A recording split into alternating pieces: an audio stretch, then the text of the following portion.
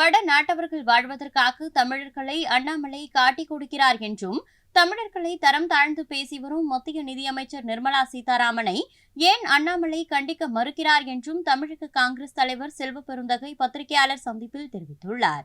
India கண்டிராத மாபெரும் ஊழல், இந்திய மக்கள் கேள்விப்படாத நவீன விஞ்ஞான ஊழல் மோடி செய்திருக்கிறார். பாஜக சிபிஐயும் அமலாக்கத்துறையையும் இன்கம் டாக்ஸையும் அவர்களுடைய உதவியோடு சோதனையிட்டு பிறகு இந்த நிதிகளை பணங்களை விஞ்ஞான ரீதியாக பெற்றிருக்கிறார்கள். இதற்கெல்லாம் மோடி 6வது முறை 7வது முறை படையெடுத்துக் கொண்டிருக்கிறார். நேற்றைக்கு கோயம்புத்தூரில பேசியிருக்கிறார், இன்றும் சேலத்தில் பேச இருக்கிறார். இதற்கெல்லாம் பதில் சொல்ல வேண்டும். ஏன் தேர்தல் பத்திரிகை பத்தி வாய் திறக்க மாட்டேன்? வாயே திறக்கல.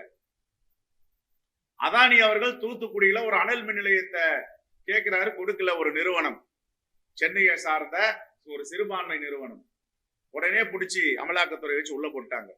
இன்னும் அவர் வெளியில வர முடியாத அந்த குடும்பம் சிறையில் இருக்கு. இதுதான் இது எங்க நடக்குது மாதிரி ஆட்சி? சீனால கேள்விப்பட்டிருக்கோம், ஒரு நாடு ஒரு அதிபர் ஒரு மொழி ஒரு தேர்தல். வடகொரியால கேள்விப்பட்டிருக்கோம்.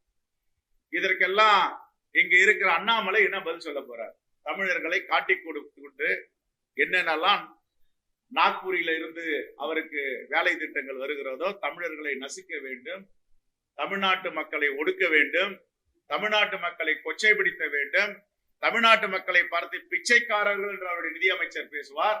இதற்கெல்லாம் அண்ணாமலை எட்டப்பெண் வேலை பார்த்து கொண்டிருக்கிறார், தட்டி கேட்காமல். இதையெல்லாம் உண்மையாக காங்கிரஸ் பேரியக்கம். செய்திகளை உள்ளது உள்ளபடி தெரிந்து கொள்ள ரெஃப்ளெக்ட் நியூஸை சப்ஸ்கிரைப் பண்ணுங்க.